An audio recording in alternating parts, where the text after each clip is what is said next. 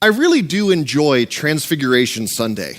I mean, it's not very often you get to talk about the three rock stars of the Bible. I mean, you've got Moses, who, he's kind of important, I guess. You've got Elijah. He's like rat level. He's not quite like Alice Cooper or something. And then you've got Jesus. And if you don't know that Jesus is a rock star of the Bible, then you haven't been paying very much attention at all to anything, really. Now, it's also kind of fun for me because, like I mentioned in the announcements, I love that Peter was so scared his mouth just started going and he didn't know what he was saying. He didn't know what to say because he was so frightened, as if it excuses everything he does, which in this case it kind of does, but we all know Peter likes to speak first and ask questions later. But the really big deal of Transfiguration is that Jesus shows up, the glory of God is revealed in him, and he sits and has this chat with Moses and Elijah. I mean, don't you wish that you could know what they said? I think that's on my list of things I'm going to ask when I meet Jesus. It's like, so what did you and Moses and Elijah talk about that day? So I think it'd be kind of fun to know. Now, of all the people to show up with Jesus, why Moses and Elijah? I mean, Moses kind of makes sense. He's the obvious one of the two. He gave the law to the people of Israel. He led them out of Egypt in the Exodus. I mean, the first 5 books of the Bible are often called the books of Moses. And of course, just to top it off, God himself buried Moses in some mountain valley in Moab. Not our Moab, the Moab over there. It'd be really weird if it turns out that Moses was buried in our Moab. There'd be some severe geographical considerations there. It says in the end of Deuteronomy that since then, no prophet had risen in Israel like Moses, whom the Lord knew face to face, who did all those miraculous signs and wonders the Lord sent him to do in Egypt, to Pharaoh and to all his officials and to his whole land, for no one has ever shown the mighty power or performed the awesome deeds that Moses did in the sight of all Israel. Okay, so Moses is kind of a big deal. But Elijah, we don't talk about Elijah near as much as we should, I think. And I think part of it is because he doesn't have a book named after him. I mean, we all know about Isaiah and Jeremiah and even Ezekiel, but Elijah tends to kind of get pushed to the side because he's smack in the middle of 2 of the more boring of books in the Old Testament. He's kind of that transition point between 1st and 2nd Kings, and most of us get bored by the time we get about halfway through 1st Kings. I mean, let's all be honest here. You can only hear about how such and such a king was so horrible and terrible, and then he died and his son became king, and you can read everything else he did in the annals of the book of the king of Israel. And it gets repetitive. But Elijah shows up kind of out of the blue, and the first thing he does is pray for it not to rain. And it doesn't. Then he does some miracles, picks a fight with a king, does some more miracles, picks a fight with the prophets of Baal, hides in a cave for a while, prays for rain, it rains again, and then, oh, by the way, gets taken up into heaven in a whirlwind with the arrival of a chariot of fire, making him one of 2 people in the Bible who don't die. So maybe Elijah's kind of a big deal. It also turns out that as part of the Seder meal at Passover, there's an extra cup. And it's a cup for Elijah. Now, this is kind of an interesting little tradition because it symbolizes the redemption of God's people. So this cup that is set for Elijah is a symbol of the hope that God will save his people from whatever trouble they're in. And so here we are. On top of a mountain, Jesus, Moses, Elijah, the giver of the law, the greatest prophet who just so happened to symbolize the redemption of Israel, and Jesus, the guy who will become the redemption of God's people. It's a nice little group of three there. God is showing here that not only is Jesus some special teacher, but he is both fulfilling the law and saving his people.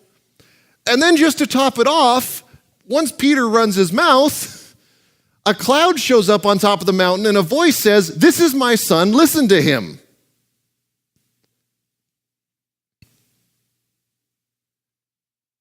Now already this is kind of odd, and you know that Peter is out of his mind at this point. But then as they're walking down the mountain, Jesus says, don't tell anybody about this until I've risen from the dead. Of course, the very next verses are Peter, James, and John talking amongst themselves going, wait, what does he mean risen from the dead? What's this all about? Because do you know what happens right before the Transfiguration? The very thing right before the Transfiguration is Peter saying something smart. Probably the only smart thing he says in every gospel ever. "Who am I?" Jesus asks.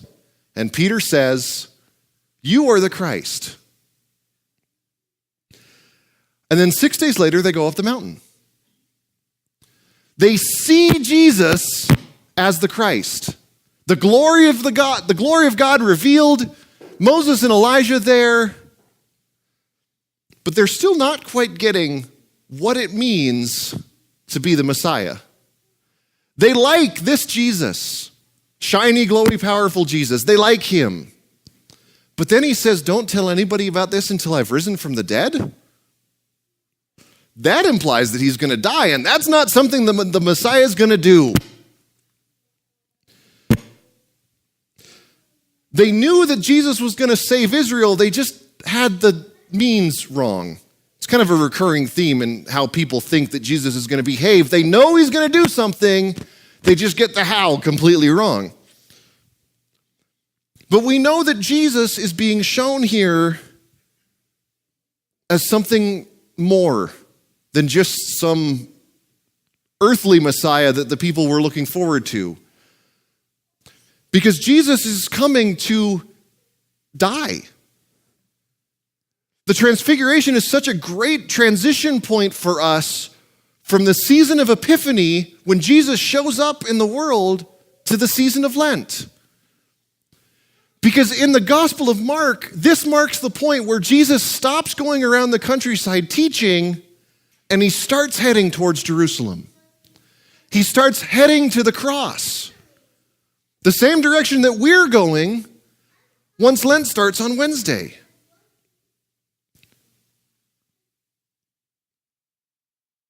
This whole scene of Transfiguration is what one of my seminary professors used to call the disciples' midterm exam. Do you remember how I've described before that the Gospel of Mark is kind of a race? You've got Jesus trying to teach the disciples who he is and what he's going to do on one side, and the Pharisees getting mad enough at him to arrest and kill him on the other. This marks the point when Jesus is less concerned about getting arrested too early because the disciples have started to figure it out.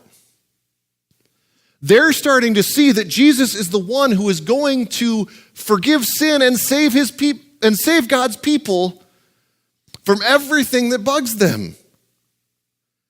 He's preached that Jesus is going to bring eternal life to his people. But I do think it's cute that Peter wants to stay there. Now, every single summer camp I've ever been to, this is what happens on the very last day. Every single summer camp I ever went to when I was a kid. The very last day of camp, the leader of the camp preaches on the Transfiguration. It's not quite that explicit, but they all say, we want to stay on the mountain. Because right at that moment of the transfiguration, everything's going great. James and John have just seen God's glory. They know that nothing bad can possibly happen to Jesus after that shiny moment. And they want to hang out on that mountaintop. They want to stay where everything is good and hang out there. Peter goes, hey, let's build some tents. We'll camp out, charge admission maybe. And so here we are. But what does Jesus do? You got to leave the mountain. You can't stay in this place all the time. This is why at the end of every camp, this is exactly what they talk about. Because you can't stay in that place with God's glory shining about everywhere. Because if you do, nothing happens. They had to go down into the mountain. Do you know what the next thing Jesus did was? He healed a kid that none of the other disciples could sort out. He comes down from the mountain and Jesus is right back to work. And now we are called to do the same thing. In a way, when we come to church, we have that moment where we see God's glory. In the sacraments and the preaching of the word, we experience God. And we find ourselves on a mountain, and sometimes it feels like it would be really nice to stay here. Because when we're in here, it seems like we just have less to worry about. But we can't. We have to go out, and we have something that we have to do. Just as Paul writes in 2 Corinthians that we do not preach ourselves, but Jesus Christ as Lord. For God, who said, let light shine out of darkness, made his light shine in our hearts to give us the light of the knowledge of the glory of God in the face of Christ. We come here to see God so that then his light can be reflected in us as we go out into the world. We come here to get our batteries recharged, to get energized, to do God's work. Jesus' glory at Transfiguration mirrors our call as Christians. That we go out strengthened by word and sacrament to be Christ's hands and feet, to show others what the glory of God really looks like. Not this faraway God who wants nothing to do with his people, but one who came to earth, headed to his own death to pay for sin and risen again to new life. That's the picture of God that we reflect. It's the picture of God that God wants us to reflect. That he loved the world so much to send his only Son. That's what Transfiguration is about. The light from Epiphany continuing to shine in the darkness of Lent. The light that Christ brings in the world continuing to shine through Christ's followers.